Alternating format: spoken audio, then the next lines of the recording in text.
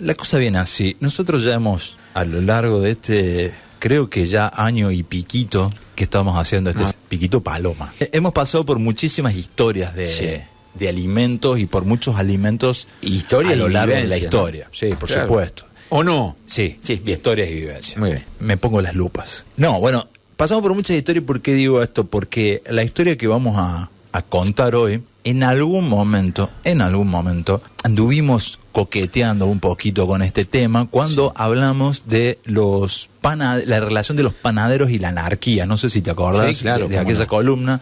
Hablamos de... Cuando vos decís anarquía es algo no te lo podés olvidar. Claro, los panaderos que habían llegado desde Italia, desde España, acá a la Argentina, y que con el tiempo fueron nombrando a muchas de las facturas y de las panificaciones que actualmente conocemos con nombres que hacían alusión a temáticas que querían tocar, a críticas. ¿Te acordás que hablamos de la cremona, que tenía como forma de A, muchas A todas juntas por la anarquía? Habíamos hablado del vigilante, habíamos hablado de las bolas de fraile. Bueno, todo eso, ¿qué relación tiene con la columna que vamos a hacer? Porque vamos a hablar de una panificación que es muy, muy común, que acá todos consumimos y nos gusta mucho, que tiene muchos nombres alrededor de todas las geografías y de los tiempos, pero que vamos a tomar como un denominador el nombre croissant.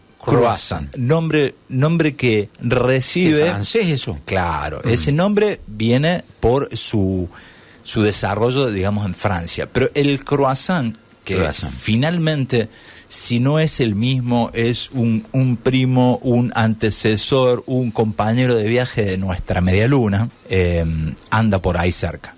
¿Cómo viene esta historia del croissant? Esto tiene que ver en gran medida con la expansión del Imperio Turco Otomano. Y para ponernos un poquito en sintonía, vamos a hacer un brevísimo recorrido de qué fue el Imperio Turco Otomano. Como para tener una idea, fue uno de los más grandes imperios que existió en la historia, que duró desde el 1299 hasta el final de la Primera Guerra Mundial. O sea, muchísimo tiempo, que termina en 1922, se acaban los sultanatos, que era la forma de gobierno de estos imperios, y en 1923 recién viene la creación de la actual Turquía, como nosotros conocemos Turquía, que es otra historia, digamos, ahí tiene su primer mandatario como país, que es Mustafa Kemal Atatürk, que le decían Atatürk es por el padre de los turcos. El turco. Claro, y fue, digamos, el tipo que hizo la conversión de lo que fue durante muchísimos años un imperio a terminar siendo una nación que, si bien tiene todo su componente histórico islámico, se fue occidentalizando bastante. Fue un proceso... ¿Cómo puede ser 20, 30 años? Sí, claro. Esa oxidación. Claro, por supuesto. Es un proceso que empieza, como te digo, de la mano de Atatürk. Algo que lo ves en las famosas novelas turcas. Sí, totalmente. Que han entrado a Latinoamérica, pero que además es mucho menos rigurosa lo que muestra la vida en Turquía que antes. La vida en Turquía no había sido fácil. Lo que pasa es que, claro, lo que por ahí vos ves, digamos, es que desde nuestra mirada occidental siempre hay una mirada con el mundo del Oriente Medio, con civilizaciones que son algunas, vamos a decir, muy estrictas respecto a las leyes islámicas, a las leyes coránicas, que por ahí nosotros no tenemos nada que ver con eso, por herencia. Nosotros tenemos una herencia muy católica, en gran parte judía, pero por el lado del Islam vamos muy poco. Sí. Bueno, este es el Islam suní, digamos que están los chiitas, los sunitas, los chiitas, los únicos que hay, así por lo menos que tienen una nación propia, son los de Irán en ese momento, que está muy, muy en boga el tema de Irán. Pero claro, Turquía particularmente es una nación que se occidentalizó mucho, ¿no? Y hoy por hoy también creo es, dentro de lo poco que yo conozco, un poco injusto decir que es una nación occidentalizada, porque finalmente es parte de su identidad propia, ¿no? Claro, son esas mixturas que ocurren. Es como si de alguna forma en algún punto nosotros dijimos, por ejemplo, Argentina se europeizó. No, en Argentina no se europeizó, tiene esa herencia por por quiénes son las personas que llegaron acá y hicieron una imposición de sus ideas, hábitos y costumbres, pero finalmente Argentina tiene una identidad propia como lo tienen los países de la región. ¿Qué quiero decir con todo esto? Más o menos era simplemente poner en tono de qué fue el imperio turco-otomano, porque si lo querés entender rápido tenés que pensar en el imperio romano, en la cantidad de años que el imperio romano duró y en la cantidad de cosas que... Perdón, cuando hablamos de imperio romano, tengo una pregunta para desburrarme personalmente. Digo, el imperio romano de Occidente y el de Oriente. Claro, bueno, es el imperio bizantino. El bizantino. O sea, el imperio romano es una cosa, pero tiene dos divisiones geográficas, digamos. Dos divisiones el imperio romano de Oriente. También cultural, entiendo que. Sí, claro. Tiene que ver con la geografía de cada uno de esos imperios y de alguna forma, en este caso puntual... Y rivalidades, si mal no recuerdo. Claro, en este caso puntual, la historia que vamos a desarrollar tiene que ver con... esto que ¿Pero por qué influye? Porque es los turcos otomanos por un lado y el imperio bizantino, ¿sí? Nuestra historia se va a colocar ahí. La cosa viene así. Esta historia, por ahí, si uno la piensa en función del alimento, que en este caso es el croissant, podría ser muy simple, digamos. ¿Simple por qué? Porque decir, bueno, es un producto de panificación que tiene una forma particular, un gusto, un sabor particular, distintos tipos de preparaciones, termina ahí. Nosotros lo que hacemos siempre es empezar a escarbar un poquito, a ver cuál es la historia que está detrás de eso, y te das cuenta que es un símbolo casi universal, digamos, de meriendas, desayunos. De hecho, en algún punto tiene algunas acepciones ligadas a la elegancia, ¿no? Que no la tienen por ahí todos los productos de panificación. Y uno lo tiene muy referenciado, como decíamos, y quizás tiene que ver con el nombre, a Francia. Pero tampoco es que nace en Francia, ni nace necesariamente como algo dulce. Entonces, para entenderlo, vamos a viajar. A ver. Muchos siglos para atrás, mucho antes incluso de que existiera el croissant, ¿sí? ¿Por qué antes de que existiera el croissant en la Edad Media europea? Una previa. Hay una previa, claro. Ya circulaba ¿algún un pan, es un antecesor, ¿no? Antecesor. Con forma de luna, o sea, hace referencia a que era básicamente alargado y un poco dobladito como la media luna, ¿sí? Y esto donde nuestro compañero operador lo tiene clarísimo porque su familia tuvo algo que ver con eso. Esto es en Austria, ¿sí? Particularmente existía uno que se llamaba Kipfer o Kipfer, no sé cómo se pronuncia, y esto está documentado desde el siglo VIII, ¿sí? No era, insisto, como el croissant, era un pan denso que a veces también se rellenaba con frutos secos y que se comía en diversas ocasiones. Sería, como decís vos, un antecesor, pero un precedente también, ¿o no? A ver, expláyate. Vos estás diciendo que es la previa a algo. Claro, sí. No es claro, contemporáneo. No sino es contemporáneo. Que es antes. Exacto. Pero no había un croissant, sino que no existía un croissant como tal. Estaba este pan. Esto lo estamos, a ver, quiero entenderlo. ¿Los estamos vinculando nosotros o de alguna manera se van a vincular? Okay. Se van a vincular. Eso es lo que quiero ver. Es casi un recorrido darwiniano del croissant, ¿sí? Claro. Un proceso evolutivo. Vámonos, ahora vamos a pararnos, digamos, en el mediados del 1638, y ahí viene el evento que forma parte de la historia, pero también del mito, ¿sí? Esto es el sitio de Viena, en 1683, ¿te gusta? Sí.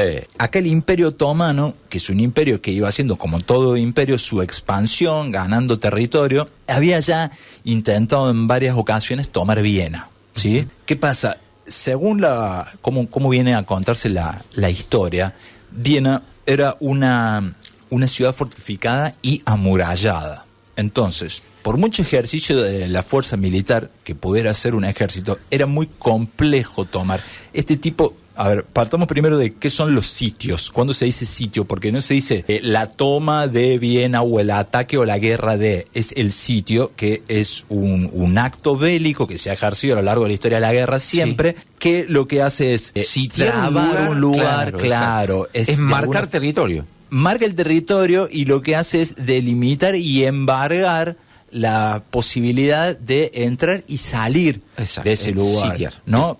Siempre que se está haciendo un sitio es un tipo de guerra de desgaste, ¿sí?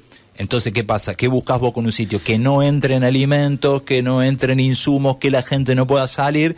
Entonces las acciones bélicas normalmente ocurren después de un proceso de desgaste. Claro. Hay sobrado ejemplos de esa táctica, y estamos hablando del 1600 y sin embargo luego, no sé, por venirse mucho más acá cerca, en la época de en la guerra de los Balcanes, tenés el sitio Sarajevo. Que fue mucho más cerca. Fue, claro, muchísimo más cerca, fue un sitio tremendo, pero que tiene estas mismas características. Pero para no irme por las ramas, cuando hacen este sitio en Viena, como te digo, el problema eran las murallas, ¿sí? El tipo de batalla, cuando se encara a una ciudad amurallada, es muy compleja, porque lo que ya ha ganado, que esto también pasaba en las batallas en campo abierto, siempre la ventaja la tiene el que gana la altura, sobre todo en el tipo de milicia de esa época. Estamos hablando de muralla física. Claro, muralla física, y estamos hablando de armas. No una muralla diplomática, muralla física. Y armas, nada de fuego, ¿no? Entonces, claro, a lo máximo que por esa época la cuestión bélica llegaba era sistemas de catapulta. Entonces, cuando te agarraban desde arriba,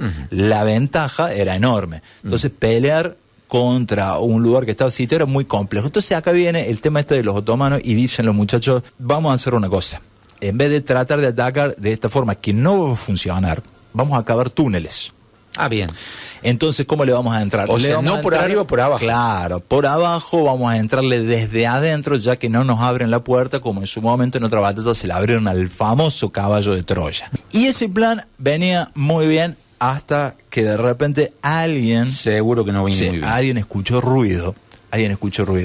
Y dijo, che, por debajo del está piso. Pasando algo. Claro, por debajo del piso. Ahora, esta gente cavaba en pleno día, o cuando la ciudad estaba en actividad. No, lo hacían de noche, porque ahí es donde, claro, les cerruchaban el piso de noche, porque ahí aumentaban las posibilidades de que no los tumben. Claro. ¿Y cómo llegamos de acá a la panadería? Bueno, simple, porque los que estaban despiertos de noche, trabajando para que a la mañana, primera hora, esté el pan listo, la panificación lista, ¿sí?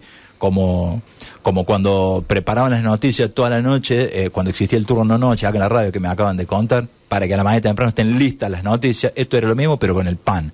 Entonces estos panaderos que estaban despiertos empezaron a escuchar ruido. Les llamaron la atención a algún capanga ahí de los muchachos de las milicias vienesas, y ahí descubrieron que los otomanos estaban cavando túneles para entrar en Viena. Gracias a ese descubrimiento es que el sitio terminó no resultando...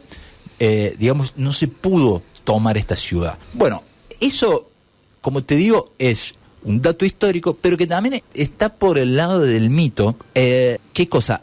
Que ese es el principio del croissant, ¿sí? ¿Por qué? Porque el mito lo que dice es que una vez que se gana esa batalla, los otomanos reculan y Viena queda sin tomar. En homenaje a esa situación, a algún panadero se le ocurrió hacer, y mira esto, como para burlarse del símbolo de los otomanos, que es una bandera que tiene, en ese entonces era una bandera roja que tenía 3 medias lunas, no medias lunas de panificación. No, medias lunas. Medias lunas, sí. Entonces la historia dice que hicieron el croissant, este pan, con esa forma, y sobre todo había una simbología que era un poco más, ¿cómo se dice? Cuando le mojaban más la oreja, por decirlo así, que era preparar algo que vos te podías llevar a la boca, te lo podías comer. Me da mucho a las referencias de las cosas que pasan en la cancha, ¿viste? Cuando un equipo le gana al otro y dice uno, no, me lo comí crudo, ¿viste? Esas cosas así.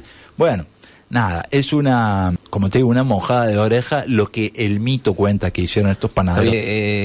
Si lo hacemos temporalmente, estamos hablando de 1600 y pico, y hoy estaríamos cuando ya el croissant medio que se vislumbra, ¿avanzó a qué tiempo? Avanza muchísimo, Estaríamos, pero bueno, parado en dónde más o menos. Déjame que te avance con esto y te cuento. Mira, ahora bien, si bien ese es el primer dato importante que aparece... Histórico mítico. Claro, histórico mítico, todavía estamos hablando de este producto que es el kipfer, no el croissant, ¿sí? Este pan, que como te digo, a ver, ¿cómo es? Kifli, bien, mira qué importante, acá me tiran la data desde la producción. Kifli.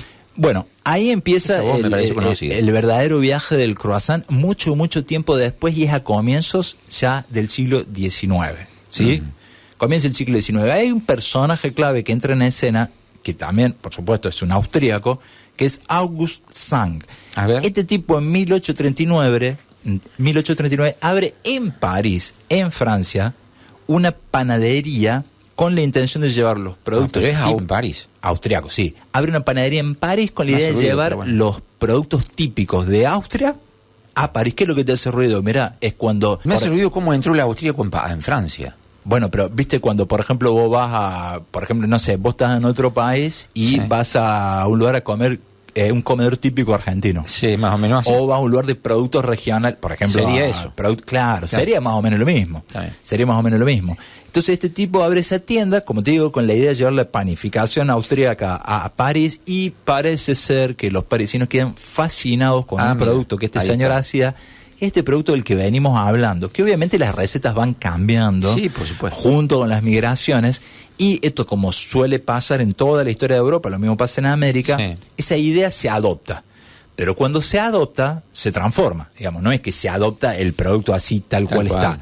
Entonces, durante ya los finales del siglo XIX, claro, y a principios del XX, los panaderos franceses modifican la receta y reemplazan esa masa que era, digamos, simple, por una masa laminada. ¿Qué buscaban con la masa laminada? Darle otra textura. Viste que el croissant tiene como una cantidad grande de láminas, y vos cuando lo partís, no es una masa esponjosa, semicompacta, digamos, o aireada. Sí, no es un hojaldre. No es un hojaldre, pero tampoco es un bizcochuelo. Exacto. Entonces empiezan a cambiar la fórmula de cómo la hacen por una masa así laminada, y ahí ya, como te digo, principios del siglo XIX, es donde nos podemos encontrar finalmente con lo que hoy conocemos como croissant, y acá lo conocemos como medialuna, ¿sí? Recién ahí aparece ese producto. Dice la bibliografía que la primera receta moderna que está documentada aparece a principios del siglo XX, ¿sí? El austríaco en Francia, finales del siglo XVIII. Primera receta que podemos documentar, principio del siglo XX. Pasó un supuestamente, claro, y pensá que venimos de explicar que el Imperio Otomano empieza por el 1200, termina en el 1900, contamos lo del sitio que era en el 1600, y ahora estamos en el 1900. La historia, para poder contarlo, siempre vamos y venimos de asaltos larguísimos, ¿sí? No buscamos ni ser un programa histórico, ni yo soy un historiador, digamos. Entonces lo que hacemos es resumir a lo loco. Está claro. Ahí es donde el producto ya deja de ser simplemente un pan y se convierte ya en una factura, lo que nosotros le decimos factura. Viste que cuando vas a la panadería no está todo junto. Tenés el pan por un lado, los bizcochos por un lado, y las cosas dulces, que nosotros decimos factura, en algún lugar le dicen masas, están por otro. Ahí, siglo XX, se da esa distinción, ¿sí? El croissant se empieza a expandir por todo el mundo y se adapta a distintos tipos de cultura y a distintos tipos de recetas. Por ejemplo, nosotros acá, y yo no sé si en otro lado, porque la verdad que no lo conozco, tenemos un producto derivado del croissant, o en todo caso una forma de rellenar el croissant, que es la mafalda, que no es otra cosa que una medialuna dulce rellena con jamón y queso, gratinada, pasada por el horno. Y esto va pasando en muchos lugares, primero en Europa, obviamente, porque todavía nosotros no tomando formas. Exacto, todavía no aparecíamos en esa comunidad cultural. Pero formas que influyen mucho en los paladares, ¿no? Sí, por supuesto, claro. El gusto de cada lugar modifica las recetas, y las recetas se modifican en función del gusto de cada paladar, sí. En los Estados Unidos, por ejemplo, datos actuales, el croissant se convierte en la base para muchas innovaciones gastronómicas. Y es el precursor de versiones como un croissant mucho más grande, que en la actualidad lo estamos viendo bastante acá. Si vos vas, por ejemplo, ahora en la actualidad a una panadería, hay un producto que es la medialuna y hay otro que es el croissant. Y es muchísimo más grande, no solo la masa es distinta, y también... Es diferente en su sabor. Sí, es diferente, sí, totalmente. De hecho, la medialuna es, pero digo, es como más tradicionalista. Claro. Y guarda, me parece una línea muy conservadora. Sí, de hecho... Pero el más allá de lo otro, que no sé cómo se llamaría acá, no sé si se llama, pero es parecido a la medialuna, sin forma de medialuna. Sí. Con una masa, como decís vos, hojaldrada. Sí. Y diferente. Y un sabor distinto. Sí. Bueno, el croissant yo creo que hoy para nosotros, bueno, en el último tiempo es medio una novedad. ¿Dulce? No es una cosa ¿Siempre fue dulce? Sí. No, a ver, pará. ¿O estaba el salado y dulce? Claro, no. La cremona es... no sé si es la cremona. No sé lo que estás diciendo vos. Como una media luna, pero no media luna. O sea, que no tiene la forma de media luna. La forma de media luna, no. Ah, no, hay una factura que es así, por ejemplo, que tiene forma parecida al croissant y viene rellena, no sé si todavía viene con membrillo, por ejemplo. Sí, o por arriba el membrillo. O por arriba el membrillo. Es más parecida al vigilante que otra cosa. Es más parecida al vigilante. Claro. Pero no es esa la que vos decís. No. El croissant, como te digo, la masa que originalmente sería la de media luna, la masa hojaldrada. La pregunta que ahorita te digo, en Argentina, sí. Villa María, sí. ¿Hay alguna panadería donde vos digas, no digo el nombre y la publicidad tampoco, donde vos hayas visto esto que me estás señalando? De hecho, hace un tiempo, yo no sé ahora si exclusivamente todavía se dedican así, pero por calle Santa Fe abrió una panadería que a mí me había llamado muchísimo la atención porque el cartel decía abierto hasta las 20 o hasta agotar stock. Ah, mira. Y ellos hacen productos con masa madre, ¿viste? Y lo único que hacían de factura era croissant. Y hacían una cantidad, no sé cuál sería, y a eso se referían cuando decían que estaban abiertos hasta las 8 o hasta agotar stock. Claro. Sí, como te digo, no solo hay, sino que había un negocio que durante un tiempo solamente se dedicaba a eso, ¿sí? Calle de Santa Fe, cerca del Boulevard España. Bueno, termino con la columna. A partir de los años 70, el desarrollo de... Déjate pensando con el lugar ese. Sí, ya te voy a decir bien dónde es. Sí. La gente que le gusta mucho ir a ver los partidos de Boca a un lugar así puntual, lo deben conocer porque está ahí muy cerca. Sí, claro. A partir de los años 70, el desarrollo de todo lo que es la producción de panificación, estos congelados, que... Nada, es como una performance distinta que permite que vos puedas llevarte las cosas a tu casa y cocinarlas. Coloca a muchas facturas, pero puntualmente al croissant, en un circuito comercial, por ejemplo, el de las estaciones de servicio. En la actualidad es muy común verla en los shops de las estaciones de servicio. Y en los cafés, ¿sí? Porque obviamente vos en un café no tenés una cuadra para hacer la panificación. Históricamente te la traía un panadero. Bueno, después de los 70, la implementación de todo lo que es producto congelado también le abrió una puerta distinta a muchos productos de panificación que a lo mejor no se hacían todos los días. Y entiendo que el croissant particularmente tiene una forma de preparación que es mucho más trabajosa que otras facturas, lo cual explica que no lo hagan a diario en las panaderías como a diario, por ejemplo, hacen la medialuna, la esponjosita, la clásica, ¿sí? Es decir, de alguna forma... Con el tiempo... Lo tenemos en imágenes, ¿no? Sí, ahí lo ves. De alguna forma, con el tiempo pasa a ser un producto medio de lujo o artesanal a un producto normal, global, ¿sí? Y hoy el croissant entonces termina cumpliendo, vamos a decir así, una doble función. Por un lado, sigue siendo un símbolo en algún punto dentro de la panificación de sofisticación, ¿no es cierto? Qué difícil, sofisticación, ahí me salió. ¿Te salió bien? Pero... Sofisticación. Me salía mal el nombre... no sé cómo era. Pero por otro lado es un producto bastante simple y que se conoce universalmente y se consume universalmente. Entonces, como siempre hacemos en estas columnas, le ponemos como un mojoncito a las cosas por los primeros datos históricos que nosotros conocemos, y entonces a nuestra famosa media luna, la que comemos por ahí cuando vamos a un bar y nos pedimos una mafalda, o el croissant que hacen en algún lugar que hacen ese producto particular, tenemos que remitirnos a la historia de los pueblos otomanos, a la historia del Imperio Bizantino. Nos vamos muy atrás de la historia y de alguna forma nos damos cuenta que siempre, como decía, y sabe decir todavía mi vieja, cada tanto cuando conoce un lugar así, siempre dice casas más, casas menos, igualito a mi Santiago. Se ve que ya siente que ha visto muchas cosas. Y yo digo, cosas más, cosas menos, seguimos comiendo un poco lo mismo que comieron nuestros tatarabisnietos quizás, ¿no? No, nieto no, abuelo. Si no daba vuelta la historia, perdón. Sí, no, pero me quedo pensando en que cuando vos, como todos los alimentos, digo, pero en este caso, hay alguna panadería, suponte, que te hace un croissant y que vos decís, no lo hace como otro, y está ahí, te queda en memoria. Entonces, marcan, además de la historia, te marcan un hito en la memoria y dicen, voy a volver ahí, porque ahí lo hacen diferente a otro lado, o lo hacen. Marca un punto de partida. En cualquier tipo de alimento, y más en esto. Totalmente. Y no es media luna. No es el tema. Es un compañerito. Claro.